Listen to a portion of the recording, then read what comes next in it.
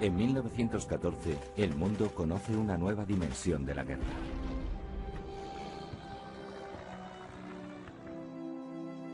Casi todos los países europeos son arrastrados a la confrontación. Más tarde, en 1917, Estados Unidos entra en la guerra. A la neutral Suiza se une la España de Alfonso XIII. El rey, hijo de María Cristina de Habsburgo-Lorena y casado con Victoria Eugenia de Battenberg, emparentadas ambas con dirigentes de países enfrentados en la contienda, decide quedarse al margen, pero no indiferente a la tragedia.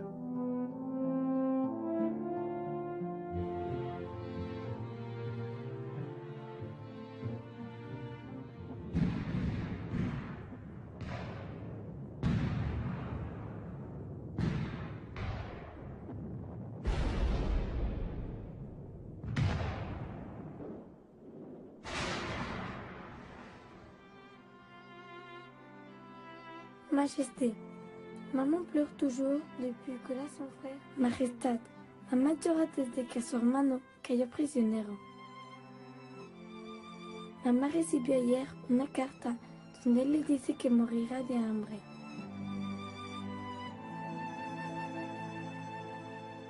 Esta carta, entre otras muchas, fue recibida en el Palacio de Oriente de Madrid el 20 de abril de 1917. La escribió Sylviane Sartot, una niña de 8 años, como ella misma dice en su carta, intercediendo por su tío. Conmueve su letra infantil y temblorosa y la angustia que refleja. El propio Alfonso XIII contestó a Sylviane y dio prioridad a las gestiones de búsqueda de su tío. Una búsqueda que comenzó cuando entre agosto y septiembre de 1914, 10 millones de hombres movilizados se enfrentaban en una sucesión de grandes choques de una crueldad desconocida hasta entonces. Europa se llena de hombres perdidos, en su mayoría muertos, de los que nada se sabe y nada jamás se sabrá. Las familias insisten en buscarlos, y al verse no ya defraudadas, sino engañadas por sus gobiernos, recurrirán a los países neutrales. Situémonos en agosto del 14, 3 de agosto del 14, 14 millones de hombres son movilizados, prácticamente los pueblos salen en masa hacia los frentes y Europa se queda dividida en dos imperios centrales, la Triple Alianza y al otro lado la Triple Entente, que es Rusia, Francia e Inglaterra. En poco menos de 4 semanas, es decir, unos 20 o 22 días, hay 250.000 de bajas. Ese 250.000 de bajas, una gran proporción son desaparecidos, de los cuales nadie sabe nada. Entonces ahí empieza otra guerra, que es la guerra de la desesperación de las retaguardias, en las cuales las familias no pueden dirigirse, lógicamente, al bando enemigo, que es el que se supone que tiene a esos prisioneros o a esos desaparecidos, o sabe algo de ellos, porque su gobierno tampoco les contesta, porque no está en comunicación directa con el enemigo. Están luchando uno y otro por ganar la guerra. Hay gigantescas batallas a un lado y a otro de la historia que podemos situar en el Vístula, y en esa situación de angustia, de desesperación, los ejércitos siguen combatiendo, van a seguir así 4 años, la familia van a estar otro tanto tiempo, se supone sin saber nada, y ante eso hay una sublevación moral. Esa sublevación moral es dirigirse a las personas o a las instituciones que pueden darles información o incluso preocuparse sobre esos prisioneros o desaparecidos. Los dos únicos países que pueden aportar ayuda eficaz son Suiza, por medio de la Cruz Roja Internacional, y la España neutral de Alfonso XIII. A partir de ahí es donde el propio pueblo europeo se dirige a quien su instinto les dice que pueden ayudarles. El domingo 28 de junio de 1914, durante una estancia del rey en San Sebastián, se recibe un telegrama del embajador de España en Austria-Hungría, Antonio Castro y Casaleith. El texto dice: Archiduque heredero Francisco Fernando y esposa fueron asesinados en Sarajevo por anarquistas. El crimen de Sarajevo iba a convertir a la próspera y civilizada Europa en escenario de una catastrófica guerra civil a escala continental. La Primera Guerra Mundial es inevitable. Las presiones ejercidas sobre España para que entrara en la guerra fueron numerosas, ya que existían relaciones de parentesco con ambos bandos. La madre del rey estaba emparentada con soberanos de las potencias centrales, y la esposa era pariente de la reina Victoria de Inglaterra. Pero Alfonso XIII optó por mantener una estricta neutralidad. Sin embargo, la política de neutralidad no fue un equivalente ni mucho menos de indiferencia frente a la guerra. El caso de la guerra del 14-18 podemos decir que es la guerra de las cartas. Es la guerra de quien tiene que saber algo del padre, del hijo, del hermano o del vecino que sabe que está desaparecido. Y la única comunicación es por carta o telegrama. Esta guerra de las cartas es una guerra de la protesta pacífica, pero al mismo tiempo muy enérgica de los pueblos. Es decir, ¿quiénes nos pueden decir algo? Españoles y helvéticos o suizos. Pues dirijámonos a ellos. En la Cruz Roja Internacional reúne casi 1000 personas, va a mover 6 millones de documentos, y aquí en un pequeño país del sur de Europa, un rey que sabe cómo funciona la administración española dice, o se dice para sí, esto lo vamos a organizar aquí, donde yo vivo, en Palacio. Lo voy a controlar yo con mi secretaría particular y con unos cuantos colaboradores. Y voy a confiar en mis diplomáticos, a los que si es preciso pondré firmes, y voy a confiar también en los oficiales del ejército y la armada para que visiten los campos de concentración, porque ese es el término que aparece entonces y así se refleja en todos los documentos españoles de la época. Campos de concentración por la dureza de la cautividad, tanto en un lado o en un bando como en otro. La acción humanitaria de Alfonso XIII cobra rápida fama al encontrar al marido de una lavandera de Bayona cautivo en la batalla de Charleroi. El soldado fue internado en Alemania, donde no se le permitió escribir a su familia, como a tantos otros miles de prisioneros de ambos bandos. El rey se movilizó y logró a través de complicadas gestiones diplomáticas localizarle. La prensa francesa se hizo eco del suceso y las cartas empezaron a llegar a Palacio. Primero de Francia, luego de todos los países implicados en la Gran Guerra. Escribir al Palacio de Oriente era escribir a la esperanza.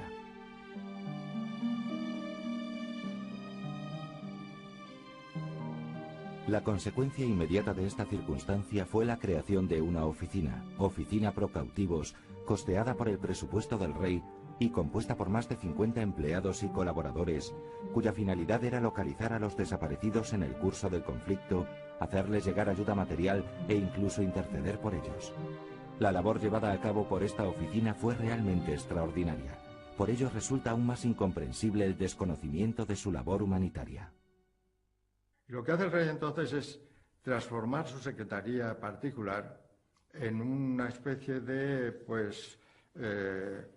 complejo burocrático distribuido en varios servicios que atienden a toda clase de problemas.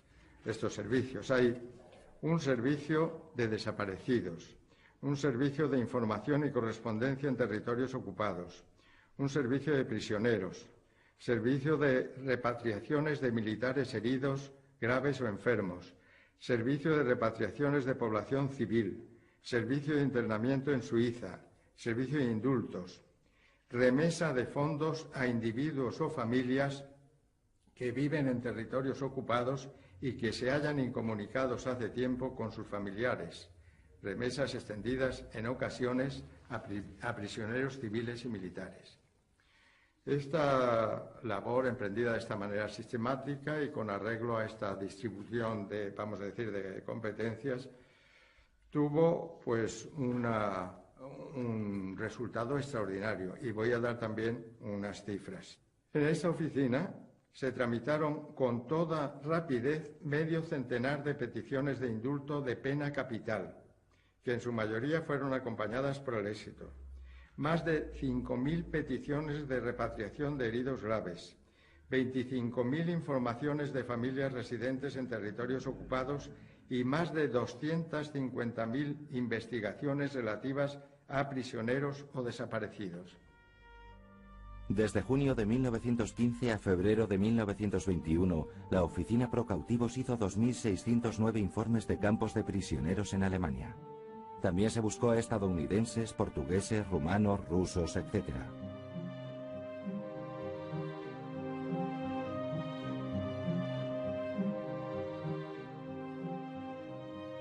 Alfonso XIII gastó casi 1 millón de pesetas de la época, unos 600.000 euros actuales. La forma de proceder de la oficina de procautivos, sencilla y a la vez compleja. Sencilla porque es simplemente poner algo de sentido, de criterio de organización, y compleja porque hace falta muchas horas y las guerras no paran. De lunes a domingo, sesión continua de espantos y de horrores. En las fichas aquí de registro, que se ordenaban y que están, se demostraban tal cual, eso se pueden ver, se ponían una serie de lengüetas de colores que hacían de distintivo, de aviso de lo que estaba pasando. Aparte de poner los colores nacionales, por ejemplo los belgas, el rojo, el amarillo y el negro, o los franceses los 3 colores, la clásica bandera tricolor, había unos avisos tremendos, algunos de ellos porque se repiten mucho, que es la lengüeta negra que da el aviso de confirmación de muerte, y otra, la lengüeta blanca, que era el aviso de confirmación de prisionero encontrado con vida. Pero hay muchos que no tienen nada, porque eran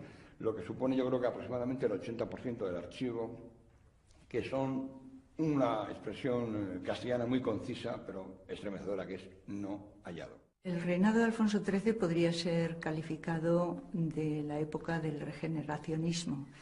Es algo que el propio rey siente muy joven, desde el principio, motivado pues desde el desastre de 1898, una España que había sido vencida, pues como sabemos todos, de una manera que resultaba desastrosa para el país, y militarmente fue verdaderamente un trauma para todos los españoles, pero que sin embargo económicamente, como sabemos ahora por la historiografía actual, estaba levantando cabeza, e incluso pues el desastre de 1898, el desastre de Cuba, había motivado pues la vuelta de capitales, inversiones. Es decir, España estaba en un momento difícil, pero equiparable también a otros países europeos donde la conflictividad social, la conflictividad territorial era más o menos parecida. El 31 de mayo de 1906, el cortejo real discurre por las calles de Madrid en medio de la aclamación popular tras la boda de Alfonso XIII y Victoria Eugenia de Battenberg. El anarquista Mateo Morral arroja una bomba en la calle Mayor al paso de los Reyes. Este es el aspecto que ofrece la calle Mayor después del atentado del que los monarcas salen ilesos, aunque la sangre mancha los zapatos de la reina.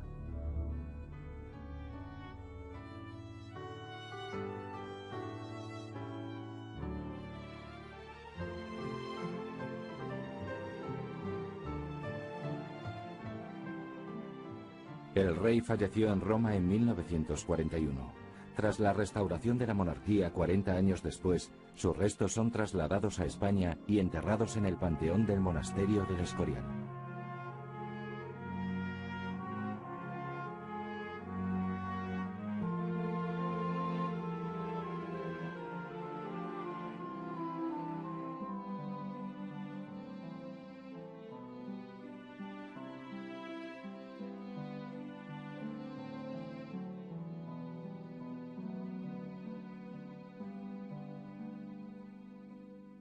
Alfonso XIII no heredó una corona en mayo de 1902, fue más bien sucesor de la España del 98, la del desastre que convive con el final de una digna regencia, la del turno partidario y la poesía de una generación solidaria, el país del despertar a la industria y el espejismo africanista. Antes de 1902, fecha histórica, quien estaba a punto de convertirse en Alfonso XIII, escribió en su diario una visión de la España de la época lúcida, real y sorprendente para un joven que tenía 15 años. En este año me encargaré de las riendas del Estado, acto de suma trascendencia tal y como están las cosas, porque de mí depende si ha de quedar en España la monarquía borbónica o la república. Porque yo me encuentro el país quebrantado por nuestras pasadas guerras, que anhela por un alguien que lo saque de esa situación. La reforma social a favor de las clases necesitadas, el ejército con una organización atrasada a los adelantos modernos, la marina sin barcos, la bandera ultrajada, los gobernadores y alcaldes que no cumplen las leyes, etc. En fin, todos los servicios desorganizados y mal atendidos. Yo puedo ser un rey que se llene de gloria regenerando la patria, cuyo nombre pase a la historia como recuerdo imperecedero de su reinado, pero también puedo ser un rey que no gobierne, que sea gobernado por sus ministros y por fin puesto en la frontera.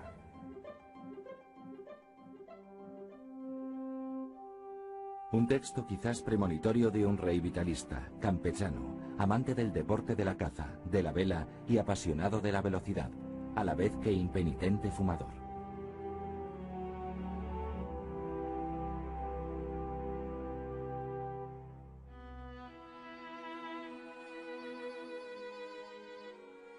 El caso de Alfonso XIII es un caso excepcional en la historia de las monarquías. Alfonso XIII es rey desde el mismo momento en que nace.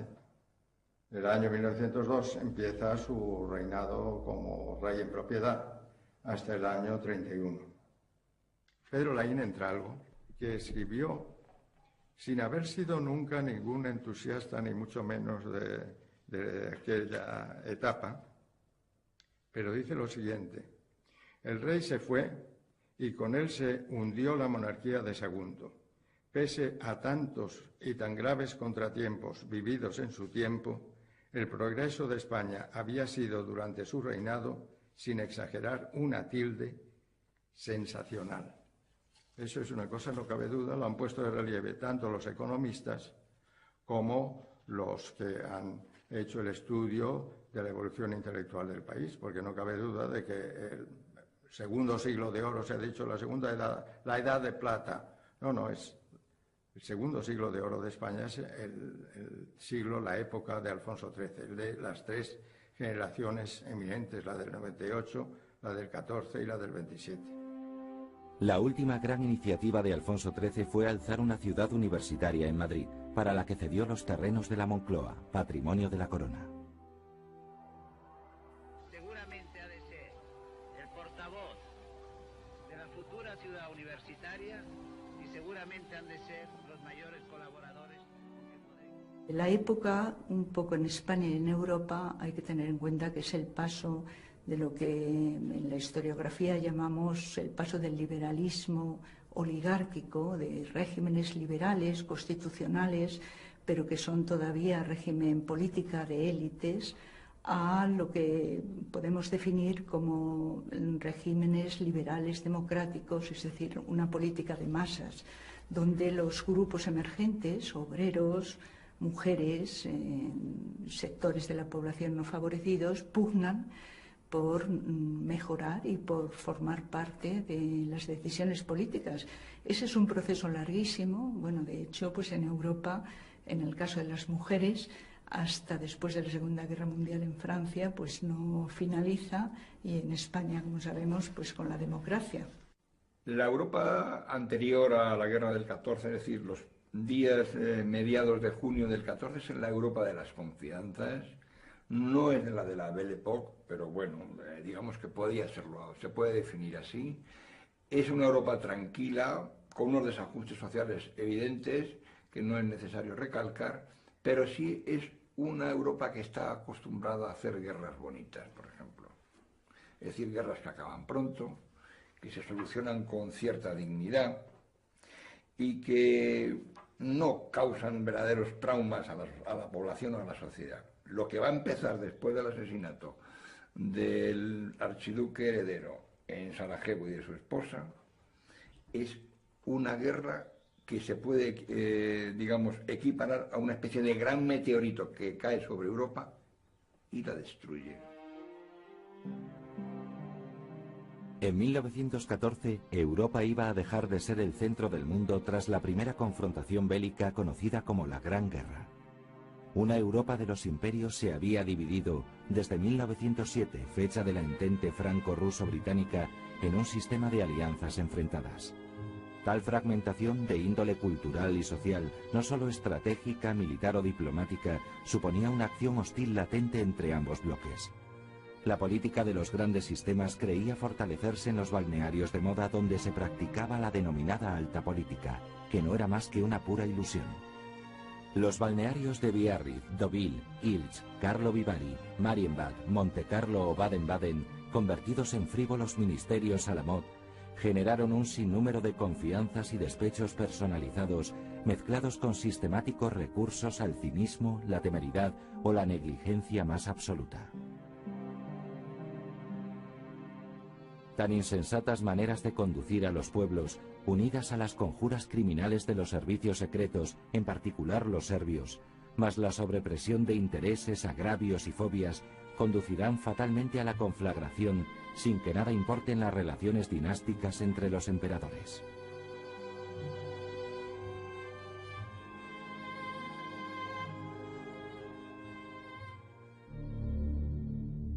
Europa pasa de ser el centrum del mundo a una amalgama de potencias desconcertadas y exhaustas, temerosas de la revancha del que sea vencido o del golpe definitivo de quien resulte vencedor en la contienda. La naturaleza de los odios internacionales cruzados en pugna parece arrasar con todo. La guerra, planteada sin límite alguno de sufrimiento, al mantenerse año tras año, es la única fuerza vencedora. La destrucción de los ejércitos prosigue y los prisioneros aumentan en número.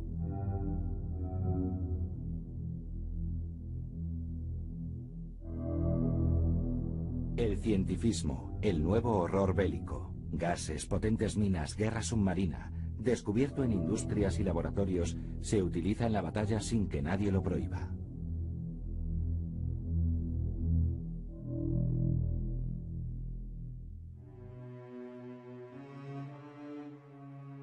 Alan Seeger, poeta y legionario estadounidense, escribió estos versos poco antes de desaparecer en la batalla del Somme en 1916. Tengo una cita con la muerte, en alguna disputada barricada, cuando la primavera se vuelva sombra enmohecida y las flores del manzano colmen el aire. Tengo una cita con la muerte, cuando la primavera traiga de nuevo días azules y felices. Su cuerpo jamás fue hallado. La labor de la oficina pro cautivos, ubicada en los altos del Palacio Real de Madrid, era realmente la encarnación de la esperanza. Cerrados los países beligerantes a todo diálogo humanitario entre sí, sus pueblos, desesperados, deciden intervenir por su cuenta. Y escriben sobre todo a una persona que sintetiza sus mejores ilusiones, al sabérsela bien relacionada con ambos bloques en guerra, Alfonso XIII. La correspondencia se dirige al rey de España en un 90%, pero también llegan cartas a su madre y a su esposa Victoria Eugenia. A finales de 1915, la oficina pro cautivos tenía organizadas sus tres estructuras básicas: el auxilio informativo a las familias de los países en lucha, la vigilancia sobre los campos de prisioneros, fortalezas y sanatorios, además del servicio de canje de prisioneros y repatriación de heridos graves. El trabajo de registro de nuevos expedientes, la redacción de informes y peticiones anexos, el envío de las solicitudes de búsquedas a los diferentes países en guerra y el archivado de la documentación se hacía a mano en su casi totalidad. Solo llegó a haber 3 máquinas de escribir, 2 Underwood y una York, para atender un servicio humanitario que generó cerca de 500.000 de documentos. Lo mejor de aquella España solidaria, por la fuerza que cobra desde su arranque, por sus pruebas de eficacia, por la entrega de los delegados militares o diplomáticos, del personal fijo o eventual de la oficina pro cautivos y por los muchos españoles que colaboraron en el esfuerzo, convirtiéndose en delegados de aquella España humanitaria, hizo que este empeño singular del rey, muy español al serlo en solitario, rompiera los modos del neutralismo al uso, hacer negocios con los beligerantes y no hacer caso a los dramas sociales, y cimentara los principios de la neutralidad activa. Socorrer a los hombres, no a los estados, ayudar a las familias, no a las empresas que comercian con la guerra, perseverar en la defensa de la persona sin escudarse en lo inevitable o en el cinismo del nada puede hacerse hasta que acabe la guerra. España acabará con esos engaños que a tantas familias desesperaban. Mientras Europa y Asia se despedazaban con feroz ansia, España reúne con paciencia y sabia discreción sus pedazos a través de su desinteresada ayuda a las familias. La apuesta española fue por la vida. De todo el hacer de Alfonso XIII en esta acción ejemplar humanitaria, sorprenden varias cosas. Tal vez la más imperativa y la más inmediata es su juventud. Es decir, la capacidad de decisión que toma, que muestra con tan pocos años, 29 años, poco más de 29 años. A finales de agosto del 14, cuando el embajador de España en París, Wenceslao Ramírez de Villarrutia, sabe que las tropas alemanas están a pocos kilómetros de París, entonces hay un telegrama que llega al Ministerio de Estado en el que comunica que tiene el equipaje reservado y plaza reservada en el tren presidencial y que se va con el presidente. El marqués de Lema, el titular de Estado, como lo que se llama exteriores, no toma una decisión, aunque está en contra de esa postura del embajador, pero el que toma la decisión es Alfonso XIII. Y le manda un telegrama que en 9 palabras dice lo siguiente: ordeno te quedes en París, pase lo que pase. Alfonso Rey, porque España representaba a los franceses, no solamente al presidente Poincaré. Un expediente de papel azul desvaído indaga sobre el paradero de un joven de 18 años, John Kipling, hijo de Rudyard Kipling. El autor de los libros de las Tierras Vírgenes y Premio Nobel solo recibió como respuesta la fría y terrible frase "no hallado".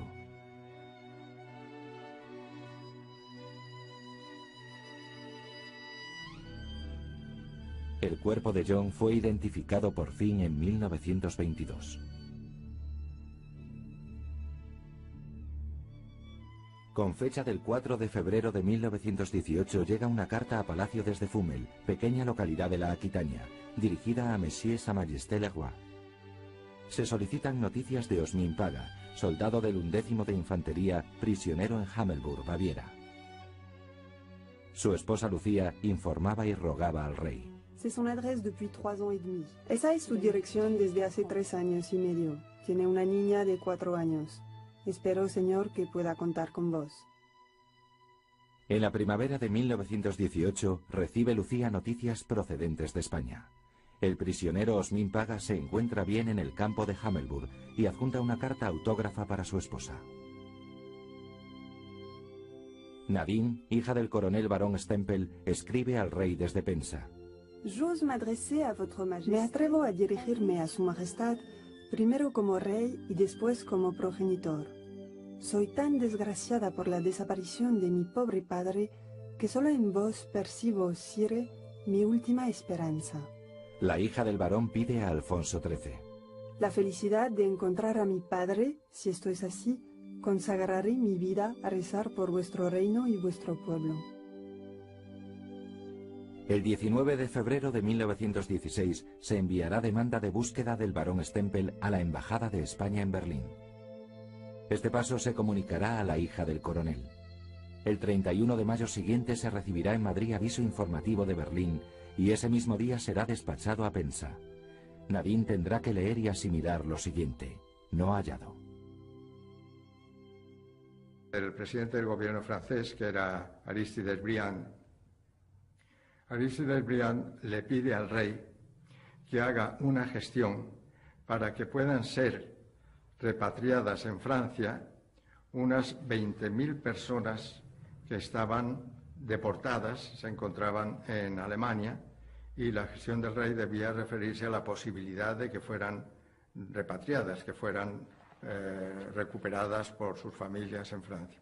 El rey se brinda a hacer esta gestión, la hace y con éxito. Efectivamente, poco después, estos franceses desplazados de su patria vuelven a sus hogares. Esto lo agradeció el gobierno francés extraordinariamente y siguió pidiendo al rey que continuara en su línea de intervención humanitaria.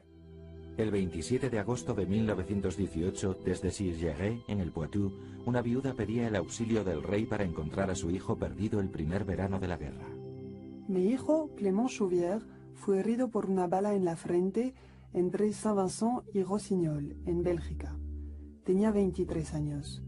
Sus camaradas dicen que fue recogido por los alemanes y que no estaba muerto.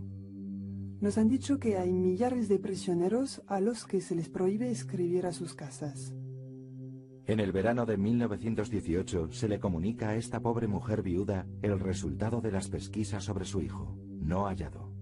Hay cientos y cientos de expedientes, a cuál más conmovedor o terrible.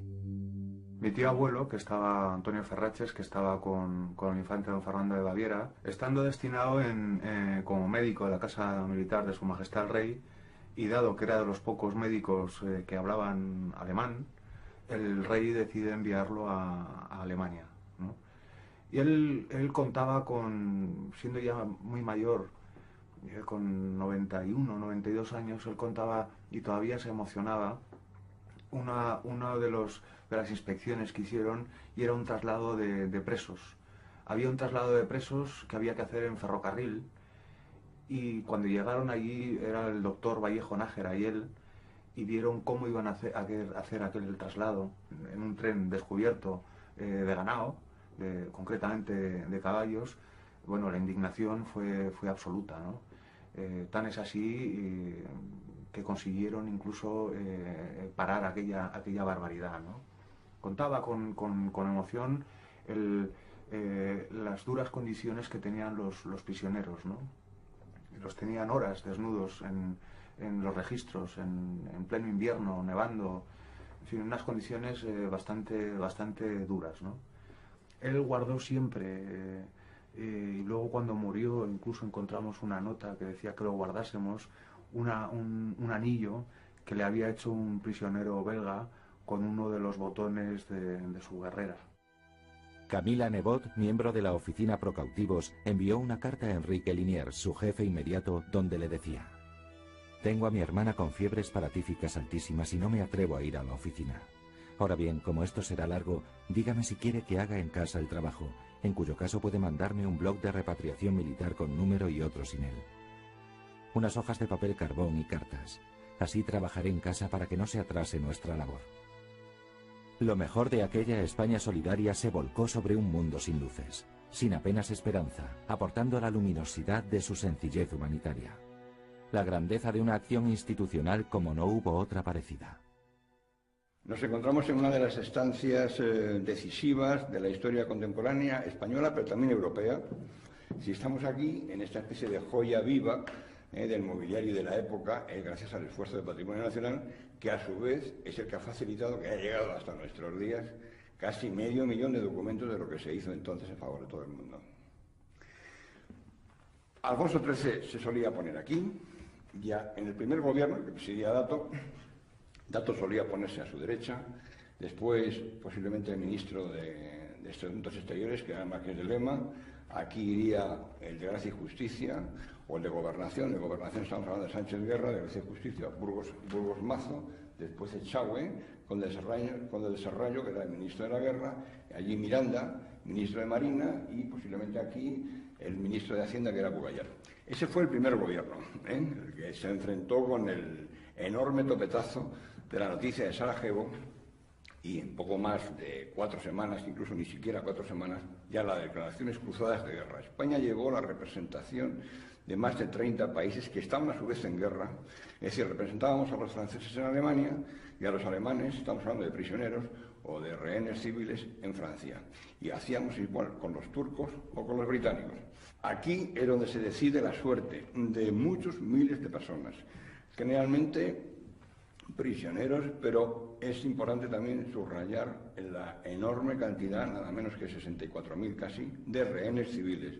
Estamos viendo lo que está pasando en Irak o en Palestina cuando hay una sola noticia de un rehén. Imagínense lo que es tener 64.000 rehenes catalogados y preocupándose por ellos, y 4 millones de prisioneros que dependían solamente de los delegados españoles.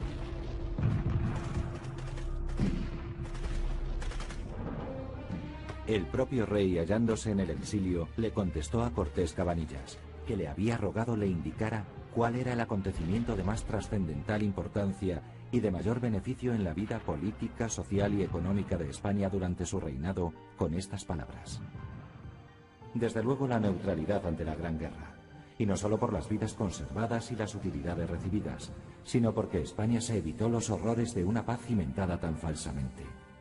España progresó de 1914 a 1918, esto creo que es evidente. Pero junto a los beneficios económicos derivados de la neutralidad, yo aproveché la triste oportunidad para demostrar la generosidad cristiana de España y su gran espíritu humanitario, haciendo directamente o por medio de mi gobierno cuanto me era posible para salvar vidas en cualquiera de los países beligerantes, devolver el mayor número de prisioneros a sus respectivos hogares y garantizar el libre paso de los barcos hospitales. En 1916, España interviene contra la guerra submarina desencadenada por el gobierno alemán, que atacó a 2 buques hospitales británicos quebrantando la convención. Alfonso XIII ofreció una inspección neutral de los buques hospitales en los puertos de partida y en los de llegada. Las potencias afectadas aceptaron el acuerdo y muchas vidas fueron salvadas.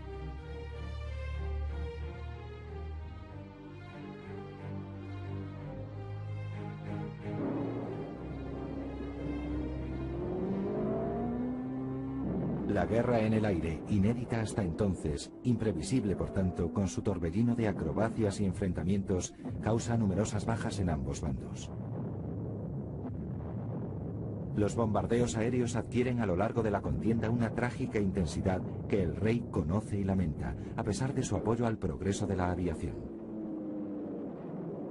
La España neutral sí cumplió su cometido, aunque sus simpatías no estuvieran al lado de Inglaterra o de Estados Unidos. España tomó partido. Muchos fueron los voluntarios que se enrolaron en las filas de la Legión extranjera. A principios de 1917, 3.000 españoles estaban en el frente desde Lorena a la Champaña. Canarios, catalanes, aragoneses, castellanos, levantinos dejaron memoria de grandes luchadores. La mayoría de los expedientes de la oficina pro cautivos fueron de gente anónima, pero ocasionalmente estuvieron referidos a celebridades, como el artista Nijinsky, que salvó la vida en un campo de concentración gracias a la intervención personal del rey.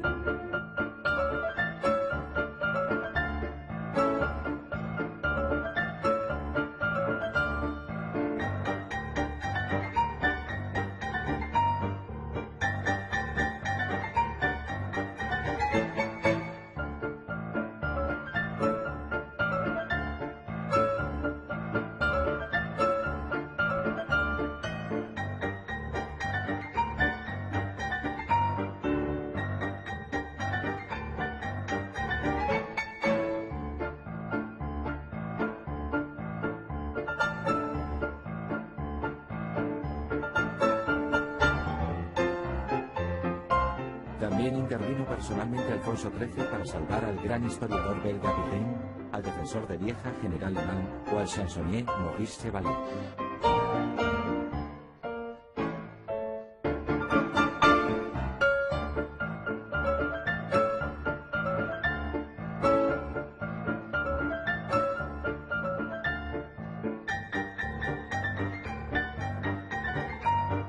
Gracias a la gestión del rey, fue liberado el pianista polaco Arthur Rubinstein y no pudo salvar a la famosa enfermera Edith Cavell, fusilada finalmente por los alemanes por haber ayudado a soldados aliados fugitivos.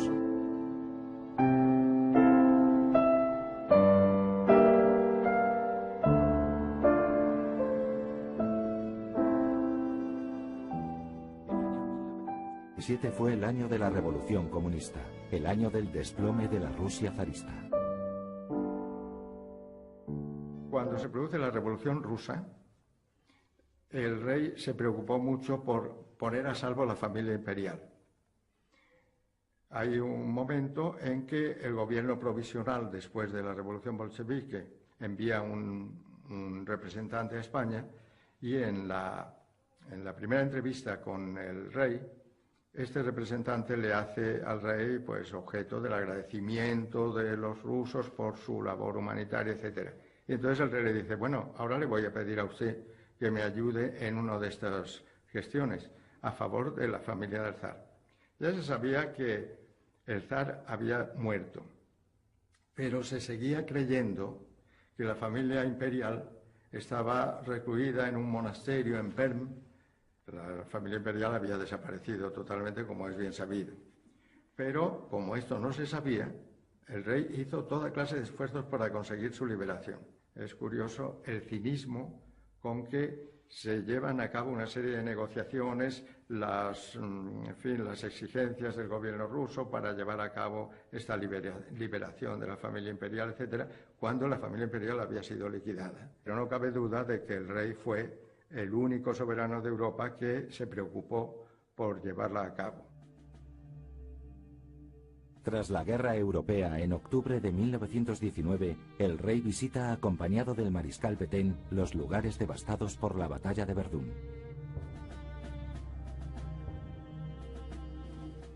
El rey depositó una corona en el monumento a los caídos y recibió el agradecimiento del gobierno francés. Al despedirse, dice el rey a Petén: habéis sido afortunado al mandar a tantos valientes. Terminada la conflagración mundial, España y Suiza reciben diversos reconocimientos oficiales, pero después siguió un paulatino olvido que en el caso de España se ha mantenido hasta hoy. En febrero de 1921, el rey recibe la visita de los reyes de Bélgica como muestra del agradecimiento del pueblo belga a la labor desarrollada por la Oficina Pro Cautivos durante la guerra. Antonio Ferraches fue felicitado por el Ministerio de Guerra americano. Él estaba muy orgulloso también de una felicitación que tenía del secretario de Guerra de los Estados Unidos, ya que hicieron que las condiciones en las que estaban los prisioneros de guerra americanos mejorasen sustancialmente, ¿no? Estaba muy orgulloso de su paso por Alemania, porque realmente lo que hicieron fue llevar el nombre del rey y el nombre de España por Europa en una misión realmente humanitaria, ¿no? Al término de la conferencia de Versalles en junio de 1919, la España humanitaria empieza a ser olvidada. Alfonso XIII, generoso como pocos monarcas de su tiempo, recibe pomposos agradecimientos, pero muy mal pago.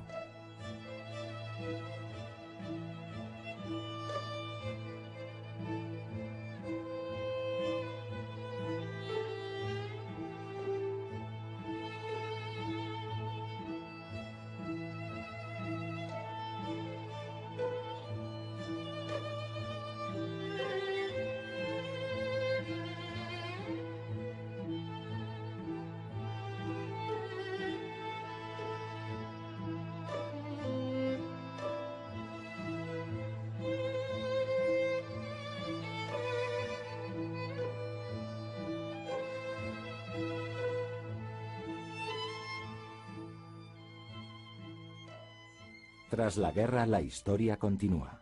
Pero ¿hasta qué punto el ejemplo de lo padecido por el zar influyó en la salida de Alfonso XIII de España en abril de 1931? Los motivos de su abdicación fueron varios, y ciertamente los republicanos los aprovecharon hábilmente para forzar la caída de la monarquía parlamentaria. Entre ellos, muy posiblemente pudo pesar en el ánimo de Alfonso XIII el recuerdo de lo que había sucedido con Nicolás II y su familia. Ninguna potencia había movido un dedo para salvarlos, ni siquiera las monárquicas emparentadas con los Románov. Difícilmente podía esperar más apoyo para sí Alfonso XIII y abandonó España. El rey llega a Marsella en medio de la gran expectación de los franceses agradecidos. Toma el tren hacia París.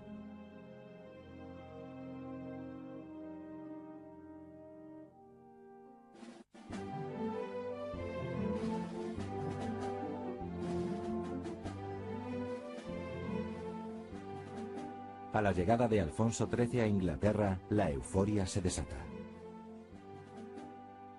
A la estación Victoria acuden millares de personas para agradecer al rey su labor por los compatriotas prisioneros y heridos.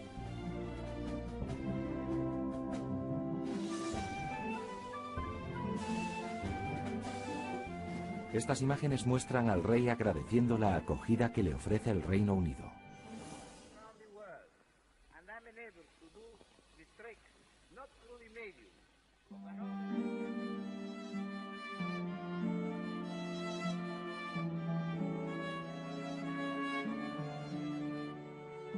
Aquella poderosa Europa, tan llamativa en sus grandes ejércitos y flotas, en sus suntuosas embajadas y legaciones, no pudo salvar a sus poblaciones cautivas ni encontrar a sus soldados desaparecidos, ni repatriar a sus civiles enfermos o a sus militares heridos.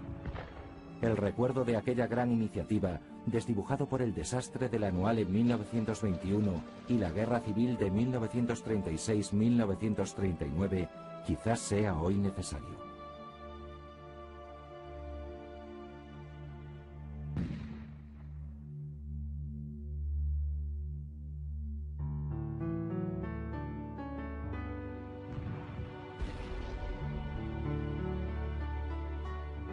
La lección sociológica y ética de aquel gran esfuerzo español es que se llevó a cabo sin que los principales partidos gubernamentales, conservadores de Dato, liberales de Romanones, mauristas de Maura, formasen un bloque de adhesiones con la iniciativa del rey y sin que la administración española se involucrase en su conjunto. Esto demuestra que la acción humanitaria, para ser eficaz, no exige un gran número de personas, ni se precisan de aparatosos medios o de grandes organizaciones. Basta que unos pocos demuestren a los más lo que puede y debe hacerse.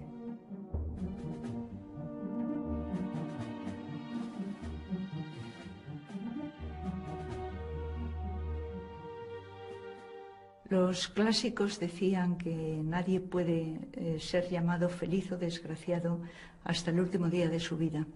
Y eso es aplicable también en historia a pueblos y a personas como Alfonso XIII. La imagen que tenemos de Alfonso XIII es sobre todo la de ese final trágico, y ese final ha marcado todo el resto de esos 30 años largos desde 1902, que son, como decía, pues muy ricos, muy conflictivos también, pero que pasan por distintas etapas, y ha oscurecido hechos tan sobresalientes como la ayuda humanitaria a las familias y a los presos de la Primera Guerra Mundial, esa oficina que se montó en el Palacio Real a base de voluntarismo y de generosidad, tanto por parte del rey como por las personas que colaboraron, y que realmente pues es emocionante leer los testimonios que hay de la época. Al finalizar la contienda, se veló por la suerte de casi 4 millones de prisioneros y se logró la repatriación de más de 10.000 hombres. Las labores cumplidas por aquellos españoles, guiados por un monarca que supo situarse en su mejor momento como hombre y como jefe de Estado, deben tener una oportuna reflexión ante la realidad conflictiva de nuestro mundo.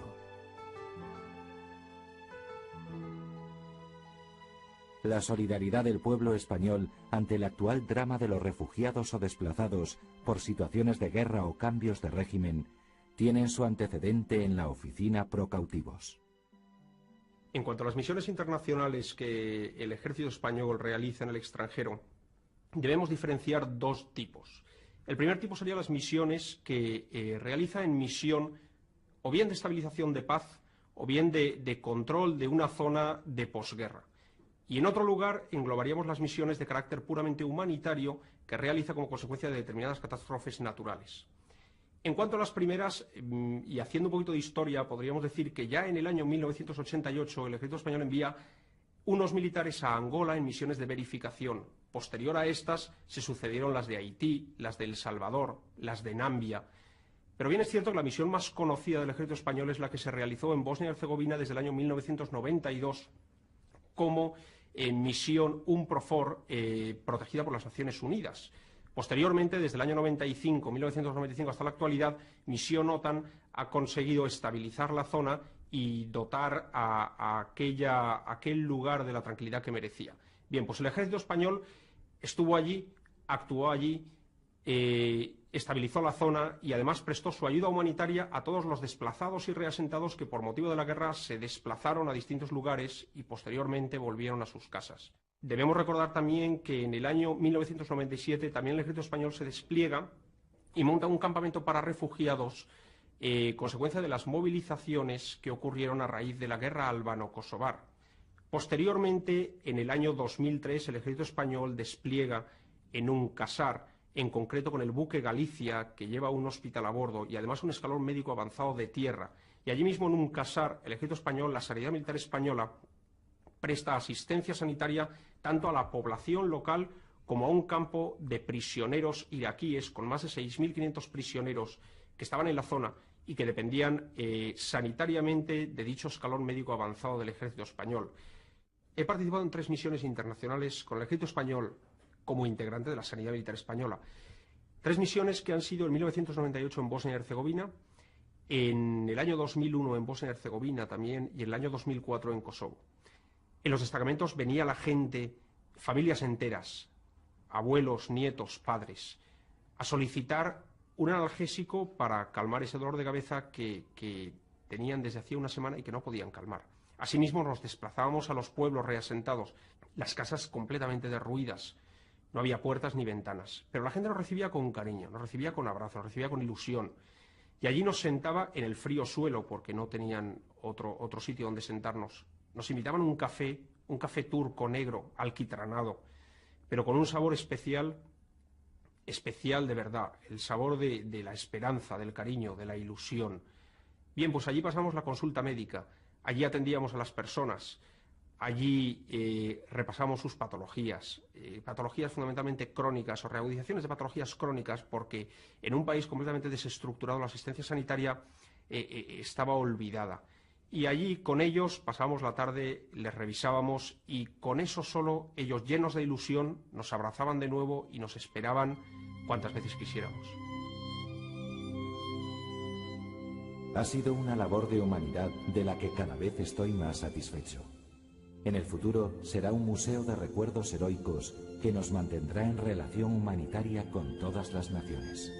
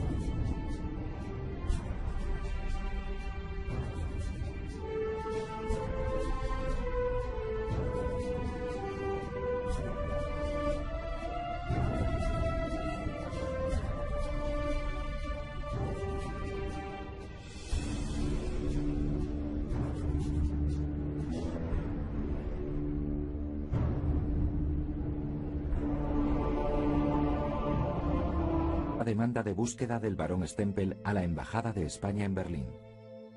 Este paso se comunicará a la hija del coronel. El 31 de mayo siguiente se recibirá en Madrid aviso informativo de Berlín y ese mismo día será despachado a Pensa. Nadine tendrá que leer y asimilar lo siguiente: no hallado. El presidente del gobierno francés, que era Aristide Briand, le pide al rey que haga una gestión para que puedan ser repatriadas en Francia unas 20.000 personas que estaban deportadas, se encontraban en Alemania, y la gestión del rey debía referirse a la posibilidad de que fueran repatriadas, que fueran recuperadas por sus familias en Francia. El rey se brinda a hacer esta gestión, la hace y con éxito, efectivamente. Poco después, estos franceses desplazados de su patria vuelven a sus hogares. Esto lo agradeció el gobierno francés extraordinariamente y siguió pidiendo al rey que continuara en su línea de intervención humanitaria. El 27 de agosto de 1918, desde Cirgeray, en el Poitou, una viuda pedía el auxilio del rey para encontrar a su hijo perdido el primer verano de la guerra. Mi hijo, Clément Chauvière, fue herido por una bala en la frente entre Saint-Vincent y Rossignol, en Bélgica. Tenía 23 años. Sus camaradas dicen que fue recogido por los alemanes y que no estaba muerto. Nos han dicho que hay millares de prisioneros a los que se les prohíbe escribir a sus casas. En el verano de 1918 se le comunica a esta pobre mujer viuda el resultado de las pesquisas sobre su hijo, no hallado. Hay cientos y cientos de expedientes, a cuál más conmovedor o terrible. Mi tío abuelo, que Antonio Ferraches, que estaba con el infante don Fernando de Baviera, estando destinado como médico de la Casa Militar de Su Majestad el Rey, y dado que era de los pocos médicos que hablaban alemán, el rey decide enviarlo a Alemania, ¿no? Y él contaba siendo ya muy mayor, con 91, 92 años, él contaba y todavía se emocionaba una de las inspecciones que hicieron, y era un traslado de presos. Había un traslado de presos que había que hacer en ferrocarril, y cuando llegaron allí era el doctor Vallejo Nájera y él, y vieron cómo iban a hacer aquel traslado en un tren descubierto de ganado, concretamente de caballos. Bueno, la indignación fue absoluta, ¿no? Tan es así que consiguieron incluso parar aquella barbaridad, ¿no? Contaba personas que estaban deportadas, se encontraban en Alemania, y la gestión del rey debía referirse a la posibilidad de que fueran repatriadas, que fueran recuperadas por sus familias en Francia. El rey se brinda a hacer esta gestión, la hace y con éxito. Efectivamente, poco después, estos franceses desplazados de su patria vuelven a sus hogares. Esto lo agradeció el gobierno francés extraordinariamente y siguió pidiendo al rey que continuara en su línea de intervención humanitaria. El 27 de agosto de 1918, desde Cirgeray, en el Poitou, una viuda pedía el auxilio del rey para encontrar a su hijo perdido el primer verano de la guerra. Mi hijo, Clément Chauvière, fue herido por una bala en la frente entre Saint-Vincent y Rossignol, en Bélgica. Tenía 23 años. Sus camaradas dicen que fue recogido por los alemanes y que no estaba muerto. Nos han dicho que hay millares de prisioneros a los que se les prohíbe escribir a sus casas. En el verano de 1918 se le comunica a esta pobre mujer viuda el resultado de las pesquisas sobre su hijo, no hallado. Hay cientos y cientos de expedientes, a cual más conmovedor o terrible. Mi tío abuelo, que estaba, Antonio Ferraches, que estaba con el infante don Fernando de Baviera, estando destinado como médico de la Casa Militar de Su Majestad el Rey, y dado que era de los pocos médicos que hablaban alemán, el rey decide enviarlo a Alemania, ¿no? Y él contaba siendo ya muy mayor, con 91, 92 años, él contaba y todavía se emocionaba una de las inspecciones que hicieron, y era un traslado de presos. Había un traslado de presos que había que hacer en ferrocarril, y cuando llegaron allí era el doctor Vallejo Nájera y él, y vieron cómo iban a hacer aquel traslado en un tren descubierto de ganado, concretamente de caballos. Bueno, la indignación fue absoluta, ¿no? Tan es así que consiguieron incluso parar aquella barbaridad, ¿no?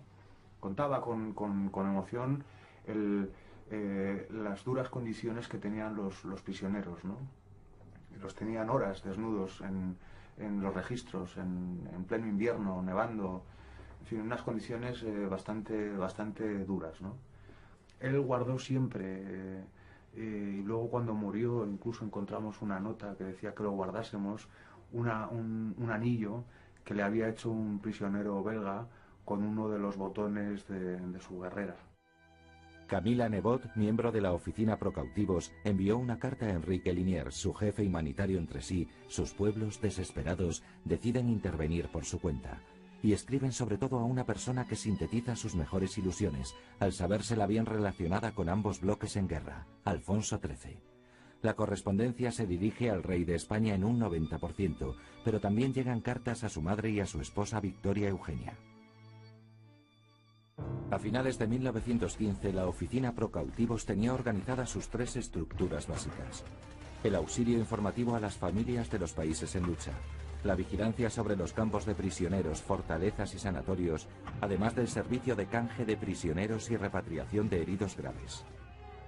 El trabajo de registro de nuevos expedientes, la redacción de informes y peticiones anexos, el envío de las solicitudes de búsquedas a los diferentes países en guerra y el archivado de la documentación se hacía a mano en su casi totalidad.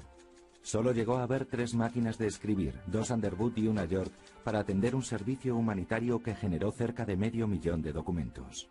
Lo mejor de aquella España solidaria, por la fuerza que cobra desde su arranque, por sus pruebas de eficacia, por la entrega de los delegados militares o diplomáticos, del personal fijo o eventual de la oficina Procautivos y por los muchos españoles que colaboraron en el esfuerzo, convirtiéndose en delegados de aquella España humanitaria, hizo que este empeño singular del rey, muy español al serlo en solitario, rompiera los modos del neutralismo al uso, hacer negocios con los beligerantes y no hacer caso a los dramas sociales, y cimentara los principios de la neutralidad activa. Socorrer a los hombres, no a los estados, ayudar a las familias, no a las empresas que comercian con la guerra, perseverar en la defensa de la persona sin escudarse en lo inevitable o en el cinismo del nada puede hacerse hasta que acabe la guerra. España acabará con esos engaños que a tantas familias desesperaban. Mientras Europa y Asia se despedazaban con feroz ansia, España reúne con paciencia y sabia discreción sus pedazos a través de su desinteresada ayuda a las familias. La apuesta española fue por la vida. De todo el hacer de Alfonso XIII en esta acción ejemplar humanitaria, sorprenden varias cosas. Tal vez la más imperativa y la más inmediata es su juventud. Es decir, la capacidad de decisión que toma, que muestra con tan pocos años, 29 años, poco más de 29 años. A finales de agosto del 14, cuando el embajador de España en París, Wenceslao Ramírez de Villarrutia, sabe que las tropas alemanas están a pocos kilómetros de París, entonces hay un telegrama que llega al Ministerio de Estado en el que comunica que tiene el equipaje reservado y plaza reservada en el tren presidencial y que se va con el presidente. El marqués de Lema, el titular de Estado, como lo que se llama exteriores, no toma una decisión, aunque está en contra de esa postura del embajador, pero el que toma la decisión es Alfonso XIII. Nos encontramos en una de las estancias decisivas de la historia contemporánea española, pero también europea. Si estamos aquí, en esta especie de joya viva del mobiliario de la época, es gracias al esfuerzo del Patrimonio Nacional, que a su vez es el que ha facilitado que haya llegado hasta nuestros días casi medio millón de documentos de lo que se hizo entonces en favor de todo el mundo. Alfonso XIII se solía poner aquí, ya en el primer gobierno, el que presidía Dato solía ponerse a su derecha, después posiblemente el ministro de Asuntos Exteriores, que era el marqués de Lema, aquí iría el de Gracia y Justicia, o el de Gobernación. De Gobernación estamos hablando de Sánchez Guerra, de Gracia y Justicia, Burgos Mazo, después Echagüe, con el de Serrallo, que era el ministro de la Guerra, allí Miranda, ministro de Marina, y posiblemente aquí el ministro de Hacienda, que era Bugallar. Ese fue el primer gobierno, el que se enfrentó con el enorme topetazo de la noticia de Sarajevo, y en poco más de 4 semanas, incluso ni siquiera 4 semanas, ya las declaraciones cruzadas de guerra. España llevó la representación de más de 30 países que estaban a su vez en guerra, es decir, representábamos a los franceses en Alemania y a los alemanes, estamos hablando de prisioneros o de rehenes civiles en Francia, y hacíamos igual con los turcos o con los británicos. Aquí es donde se decide la suerte de muchos miles de personas, generalmente prisioneros, pero es importante también subrayar la enorme cantidad, nada menos que 64.000 casi, de rehenes civiles. Estamos viendo lo que está pasando en Irak o en Palestina cuando hay una sola noticia de un rehén. Imagínense lo que es tener 64.000 rehenes catalogados y preocupándose por ellos, y 4 millones de prisioneros que dependían solamente de los delegados españoles.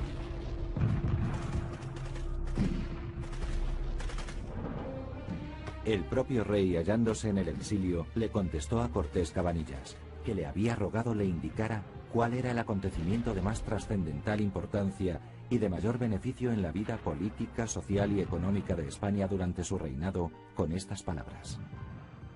Desde luego la neutralidad ante la Gran Guerra, y no solo por las vidas conservadas y las utilidades recibidas, sino porque España se evitó los horrores de una paz cimentada tan falsamente. España progresó de 1914 a 1918, esto creo que es evidente. Pero junto a los beneficios económicos derivados de la neutralidad, yo aproveché la triste oportunidad para demostrar la generosidad cristiana de España y su gran espíritu humanitario, haciendo directamente o por medio de mi gobierno cuanto me era posible para salvar vidas en cualquiera de los países beligerantes, devolver el mayor número de prisioneros a sus respectivos hogares y garantizar el libre paso de los barcos hospitales. En 1916, España interviene contra la... Capitales, inversiones, es decir, España estaba en un momento difícil, pero equiparable también a otros países europeos donde la conflictividad social, la conflictividad territorial era más o menos parecida. El 31 de mayo de 1906, el cortejo real discurre por las calles de Madrid en medio de la aclamación popular tras la boda de Alfonso XIII y Victoria Eugenia de Battenberg. El anarquista Mateo Morral arroja una bomba en la calle Mayor al paso de los Reyes. Este es el aspecto que ofrece la calle Mayor después del atentado del que los monarcas salen ilesos, aunque la sangre mancha los zapatos de la reina.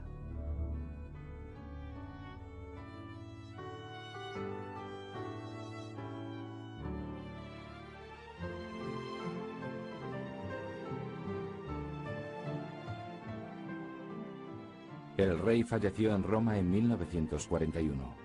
Tras la restauración de la monarquía 40 años después, sus restos son trasladados a España y enterrados en el panteón del monasterio del Escorial.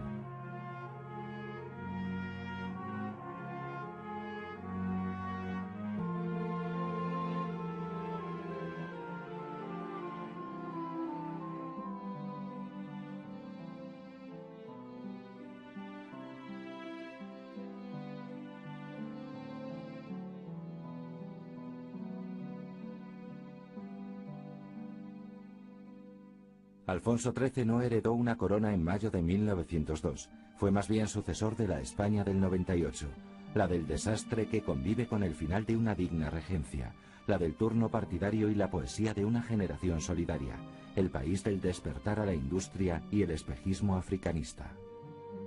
Antes de 1902, fecha histórica, quien estaba a punto de convertirse en Alfonso XIII, escribió en su diario una visión de la España de la época lúcida, real y sorprendente para un joven que tenía 15 años. En este año me encargaré de las riendas del Estado, acto de suma trascendencia tal y como están las cosas, porque de mí depende si ha de quedar en España la monarquía borbónica o la república. Porque yo me encuentro el país quebrantado por nuestras pasadas guerras, que anhela por un alguien que lo saque de esa situación. La reforma social a favor de las clases necesitadas, el ejército con una organización atrasada a los adelantos modernos, la marina sin barcos, la bandera ultrajada, los gobernadores y alcaldes que no cumplen las leyes, etc. En fin, todos los servicios desorganizados y mal atendidos. Yo puedo ser un rey que se llene de gloria regenerando la patria, cuyo nombre pase a la historia como recuerdo imperecedero de su reinado, pero también puedo ser un rey que no gobierne, que sea gobernado por sus... Casi todos los países europeos son arrastrados a la confrontación. Más tarde, en 1917, Estados Unidos entra en la guerra. A la neutral Suiza se une la España de Alfonso XIII. El rey, hijo de María Cristina de Habsburgo-Lorena y casado con Victoria Eugenia de Battenberg, emparentadas ambas con dirigentes de países enfrentados en la contienda, decide quedarse al margen, pero no indiferente a la tragedia.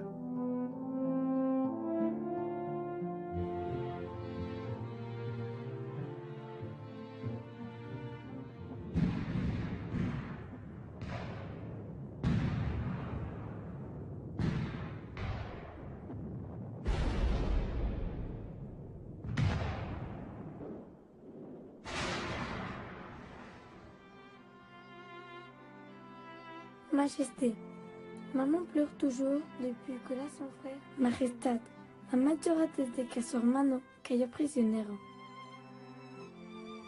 Mamá recibió ayer una carta donde él le dice que morirá de hambre.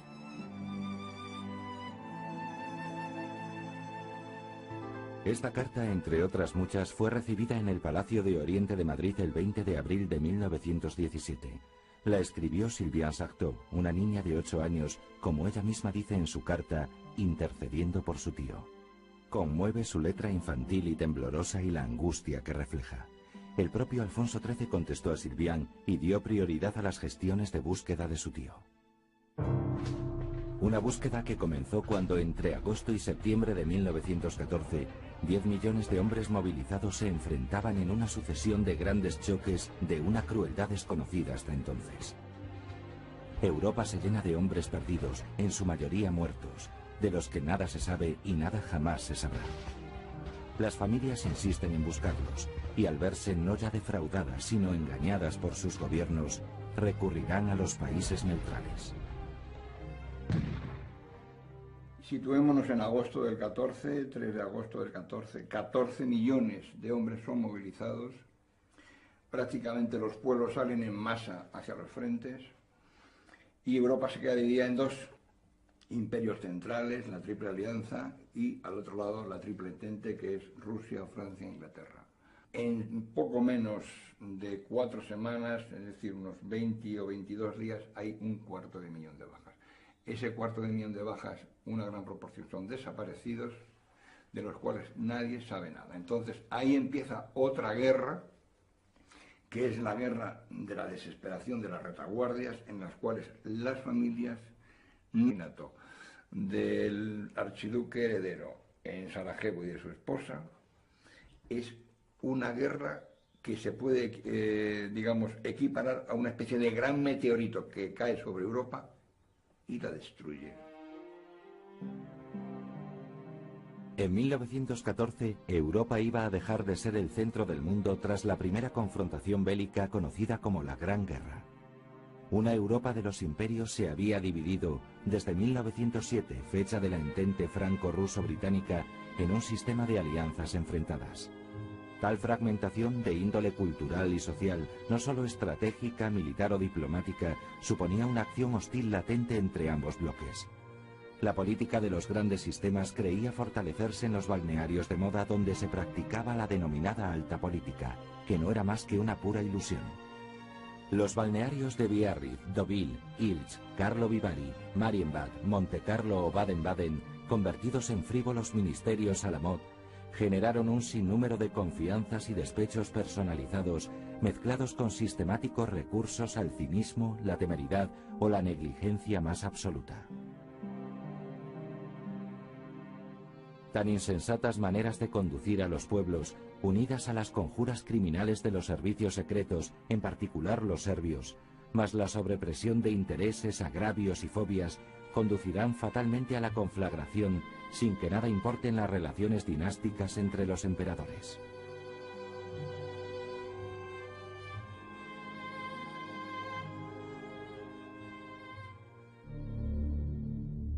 Europa pasa de ser el centrum del mundo a una amalgama de potencias desconcertadas y exhaustas, temerosas de la revancha del que sea vencido o del golpe definitivo de quien resulte vencedor en la contienda. La naturaleza de los odios internacionales cruzados en pugna parece arrasar con todo. La guerra, planteada sin límite alguno de sufrimiento, al mantenerse año tras año, es la única fuerza vencedora. La destrucción de los ejércitos prosigue y los prisioneros aumentan en número.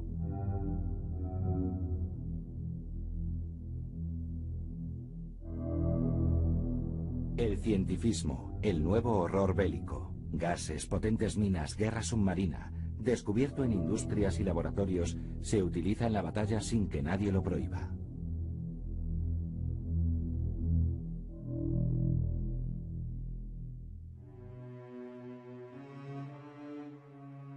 Alan Seeger, poeta y legionario estadounidense, escribió estos versos poco antes de desaparecer en la batalla del Somme en 1916.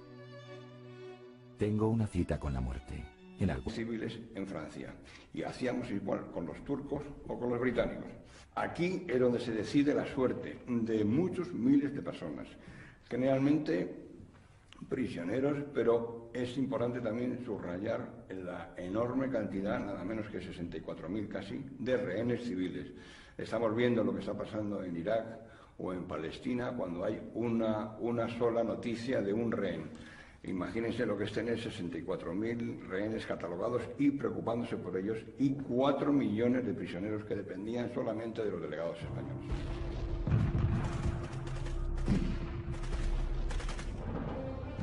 El propio rey, hallándose en el exilio, le contestó a Cortés Cabanillas, que le había rogado le indicara cuál era el acontecimiento de más trascendental importancia y de mayor beneficio en la vida política, social y económica de España durante su reinado, con estas palabras.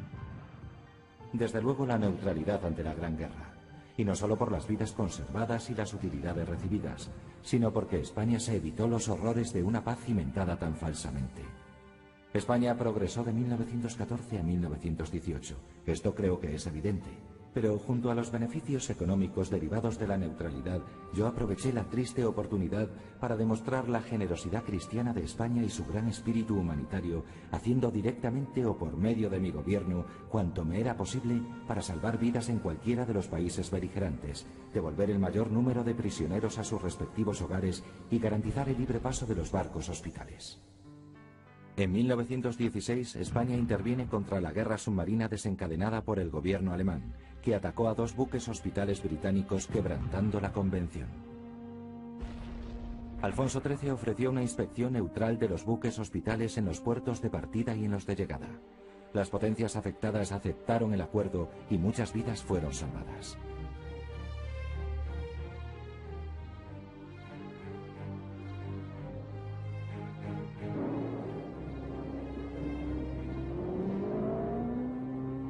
La guerra en el aire, inédita hasta entonces, imprevisible por tanto, con su torbellino de acrobacias y enfrentamientos, causa numerosas bajas en ambos bandos. Los bombardeos aéreos adquieren a lo largo de la contienda una trágica intensidad que el rey conoce y lamenta, a pesar de su apoyo al progreso de la aviación. La España neutral sí cumplió su cometido, aunque sus simpatías no estuvieran al lado de Inglaterra o de Estados Unidos. España tomó partido. Muchos fueron los voluntarios que se enrolaron en las filas de la Legión extranjera. A principios de 1917, 3.000 españoles estaban en el frente desde Lorena a la Champaña. Canarios, catalanes, aragoneses, castellanos, levantinos, labor desarrollada por la Oficina Pro Cautivos durante la guerra. Antonio Ferraches fue felicitado por el Ministerio de Guerra americano. Él estaba muy orgulloso también de una felicitación que tenía del secretario de Guerra de los Estados Unidos, ya que hicieron que las condiciones en las que estaban los prisioneros de guerra americanos mejorasen sustancialmente, ¿no? Estaba muy orgulloso de su paso por Alemania, porque realmente lo que hicieron fue llevar el nombre del rey y el nombre de España por Europa en una misión realmente humanitaria, ¿no? Al término de la Conferencia de Versalles en junio de 1919, la España humanitaria empieza a ser olvidada. Alfonso XIII, generoso como pocos monarcas de su tiempo, recibe pomposos agradecimientos, pero muy mal pago.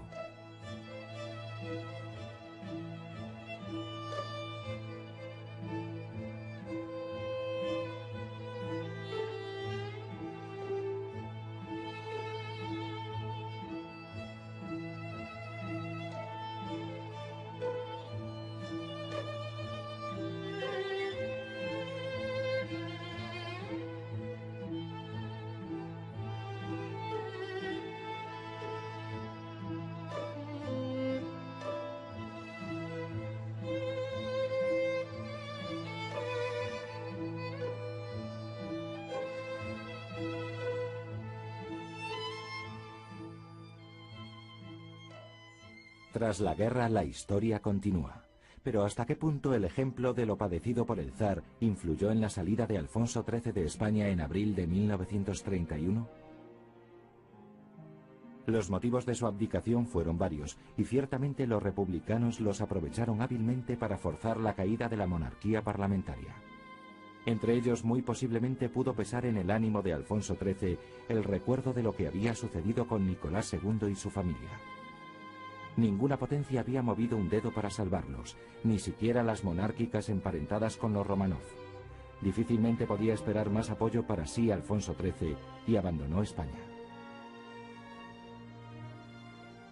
El rey llega a Marsella en medio de la gran expectación de los franceses agradecidos.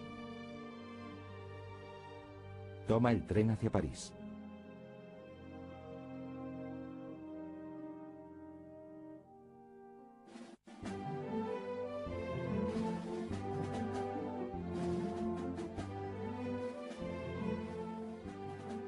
A la llegada de Alfonso XIII a Inglaterra, la euforia se desata. A la estación Victoria, bien, como esto será largo, dígame si quiere que haga en casa el trabajo, en cuyo caso puede mandarme un blog de repatriación militar con número y otro sin él. Unas hojas de papel carbón y cartas. Así trabajaré en casa para que no se atrase nuestra labor. Lo mejor de aquella España solidaria se volcó sobre un mundo sin luces, sin apenas esperanza, aportando la luminosidad de su sencillez humanitaria. La grandeza de una acción institucional como no hubo otra parecida.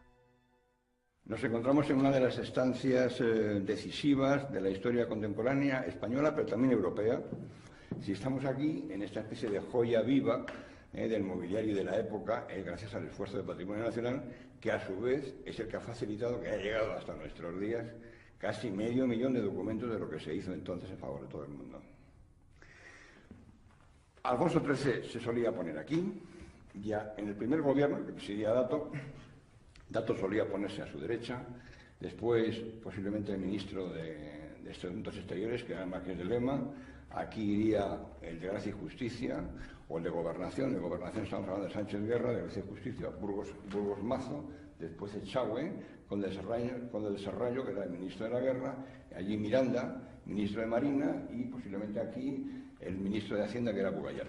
Ese fue el primer gobierno, el que se enfrentó con el enorme topetazo de la noticia de Sarajevo, y en poco más de 4 semanas, incluso ni siquiera 4 semanas, ya las declaraciones cruzadas de guerra. España llevó la representación de más de 30 países que estaban a su vez en guerra. Es decir, representábamos a los franceses en Alemania y a los alemanes, estamos hablando de prisioneros o de rehenes civiles, en Francia. Y hacíamos igual con los turcos o con los británicos.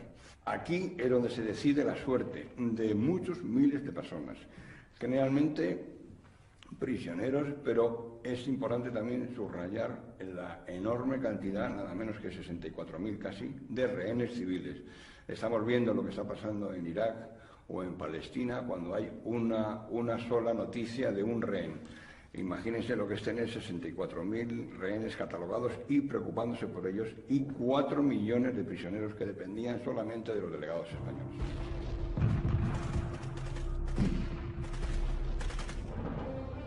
El propio rey, hallándose en el exilio, le contestó a Cortés Cabanillas, que le había rogado le indicara cuál era el acontecimiento de más trascendental importancia y de mayor beneficio en la vida política, social y económica de España durante su reinado, con estas palabras: desde luego la neutralidad ante la Gran Guerra, y no solo por las vidas conservadas y las utilidades recibidas, sino porque España se evitó los horrores de una paz cimentada tan falsamente.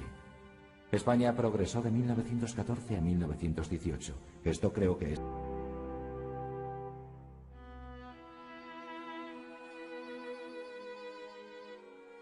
El caso de Alfonso XIII es un caso excepcional en la historia de las monarquías. Alfonso XIII es rey desde el mismo momento en que nace. En el año 1902 empieza su reinado como rey en propiedad hasta el año 31. Pedro Laín Entralgo, que escribió, sin haber sido nunca ningún entusiasta, ni mucho menos de aquella etapa, pero dice lo siguiente: el rey se fue y con él se hundió la monarquía de Sagunto.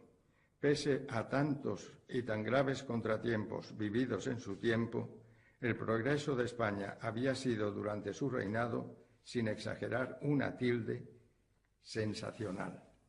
Eso es una cosa, no cabe duda, lo han puesto de relieve tanto los economistas como los que han hecho el estudio de la evolución intelectual del país, porque no cabe duda de que el segundo siglo de oro, se ha dicho la segunda edad, la edad de plata. No, es el segundo siglo de oro de España, es el siglo, la época de Alfonso XIII, el de las 3 generaciones eminentes, la del 98, la del 14 y la del 27.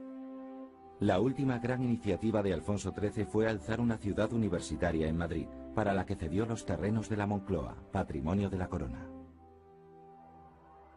Seguramente ha de ser el portavoz de la futura ciudad universitaria y seguramente han de ser los mayores colaboradores.